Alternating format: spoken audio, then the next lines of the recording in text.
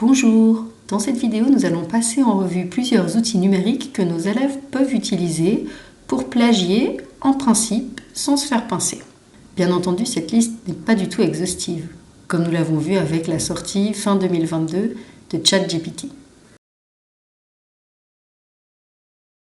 Pour pouvoir tester les outils que nous allons présenter dans cette vidéo, nous avons besoin de textes. Pour trouver ces textes, nous allons utiliser le moteur Google Scholar qui cherche spécifiquement des articles académiques. Google Scholar permet en fait d'accéder à beaucoup d'articles dans toutes les langues possibles et imaginables à propos des sujets qui vous intéressent. Cherchons quelque chose sur la préparation mentale dans le sport. Admettons que je sois en train d'écrire un travail de recherche sur la préparation mentale dans le sport. Je vois qu'ici, il y a un article sur le psychologue du sport. Tiens, intéressant, ça pourrait constituer une partie. Je clique sur l'article en question qui apparaît ici. Je me dis, ah tiens, ça pourrait être quelque chose d'intéressant à reprendre dans mon TM. Alors, première étape, trouver une version du texte dans laquelle je puisse faire un copier-coller. Voilà, c'est fait, c'est proposé ici par défaut. Et je sélectionne le bout de texte qui m'intéresse. Hop, je copie ce bout de texte et je vais entrer ça dans un petit outil qui s'appelle Smodin. Smodin est donc un changeur de mots gratuit. En réalité, il n'est gratuit qu'avec certaines contraintes, à savoir, on peut réécrire au maximum 5 textes par semaine et ceux-ci doivent faire moins de 1000 mots. Pour avoir moins de contraintes, il faut passer à la version payante. J'ai donc entré mon texte, je vais enlever 2-3 petites erreurs pour avoir un résultat qui soit le meilleur possible. Et je vais faire en sorte de ne pas dépasser les 1000 mots. Je clique sur réécrire et j'obtiens ici un texte réécrit. Le psychologue a-t-il une place à prendre dans le contexte sportif ? Les psychologues ont-ils une place dans le contexte du sport ? Vous voyez qu'ici, très probablement, un outil comme Compilatio ne verra pas qu'il s'agit de la même source, alors que c'est bien évidemment la même idée qui est reformulée un petit peu différemment. Je suis content de mon texte, je peux faire un copier-coller, ou bien je peux le télécharger directement dans Word. Il apparaît ici dans mes téléchargements.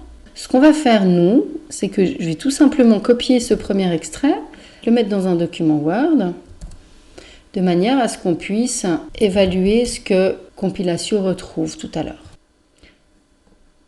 Donc on va quitter Smodin et on va revenir à Google Scholar. Je vais choisir cette fois un texte un peu plus long pour voir ce qui se passe avec un outil comme Cédille.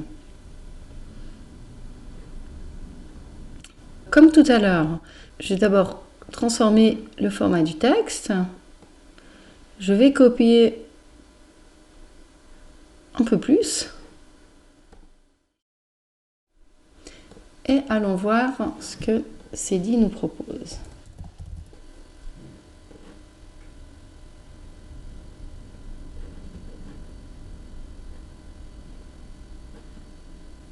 Je choisis l'option résumé. On va faire résumé en phrase et pas en mots-clés. Je tape mon texte.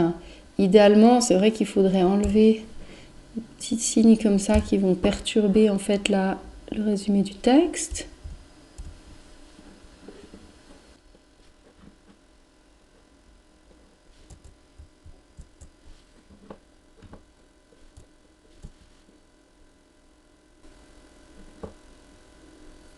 Ok, donc on peut choisir la longueur du résumé souhaité. Ici, on va demander un résumé en un paragraphe.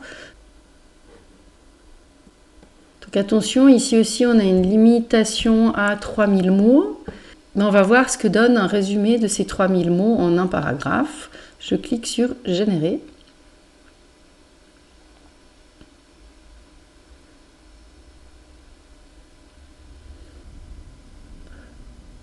Le procédé dure quelques secondes et on a ici un paragraphe qui semble parfaitement cohérent. Il semble y avoir une confusion entre les concepts de préparation psychologique et d'entraînement mental dans le monde du sport, etc., etc. Tout ça rédigé en français parfaitement clair. Toujours sur la préparation mentale dans le sport, je propose qu'on cherche une autre source, mais cette fois-ci en anglais, pour voir un peu comment fonctionne la traduction automatique.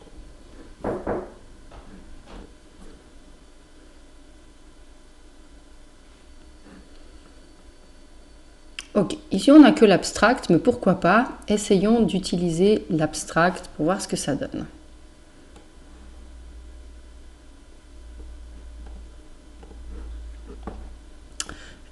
J'ouvre ici un onglet et je vais aller chercher du côté de DeepL. Bien sûr, Google Translate pourrait fonctionner tout aussi bien. Je colle mon texte en anglais et la traduction apparaît ici automatiquement. Vous pouvez noter au passage que dans Google Scholar, il y a une fonction qui est très intéressante qui apparaît ici, là où il y a les petits guillemets, c'est la fonction citer. Si je clique dessus, on me propose directement la note bibliographique dans différents formats. Ce qui veut dire que nos élèves n'ont même plus besoin en fait de faire tout ce travail de référencement eux-mêmes s'ils passent par ce genre d'outils. Cette fonction est loin d'être originale, on la retrouve de plus en plus finalement sur la plupart des sites de référencement d'articles académiques. Depuis le début de la vidéo, on a vu 3 outils qui permettent de modifier des textes trouvés sur Internet de diverses manières. J'ai rassemblé au fur et à mesure dans un document Word le résultat de toutes ces manipulations et je vais le soumettre maintenant à Compilatio pour voir ce que Compilatio est capable d'identifier comme plagiat ou pas. Je clique sur Analyser. À partir de là, le traitement par Compilatio peut prendre un petit peu de temps, donc il ne faut pas être trop pressé. Je clique sur le rapport et on va voir tout de suite ce que Compilatio a trouvé. Alors on voit ici notre texte à gauche avec les différents extraits et puis l'analyse qu'ont fait Compilatio de l'autre côté. Donc Compilatio a repéré un passage où la reformulation n'était visiblement pas suffisante. Ça c'était le travail de Smodin. On a par contre relativement peu de mots qui ont été relevés et c'est vrai que pour la plupart des enseignants, de retrouver quelque chose comme ça lors de l'analyse Compilatio, ça ne va pas forcément leur mettre la puce à l'oreille. Et notez quand même que tout le reste passe entièrement inaperçu. Extrait 2, rien. Extrait 3, rien. Et le reste de l'extrait 1, non plus. Ce qui veut dire qu'avec finalement un effort minimal, on arriverait probablement à éviter toute détection de plagiat ici.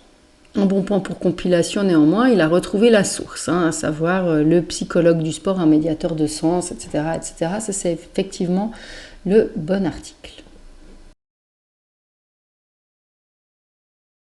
Dans cette vidéo, nous avons donc pu voir que beaucoup d'outils comme Smodin, Cedi ou DeepL permettent aux élèves de s'économiser beaucoup de travail lors de la rédaction d'un travail de maturité, pour autant qu'ils soient un petit peu malins et qu'ils réussissent à combiner ces différentes ressources de manière un peu créative. Il est donc particulièrement important que les maîtres accompagnants et les maîtresses accompagnantes soient conscients de ces possibilités pour pouvoir suivre au mieux les travaux et ne pas donner l'impression aux élèves que cette solution de facilité est une bonne solution, puisqu'évidemment, en citant leurs sources de manière adéquate et en faisant le travail eux-mêmes, les élèves aboutiront généralement à un résultat qui sera beaucoup plus intéressant au niveau qualitatif.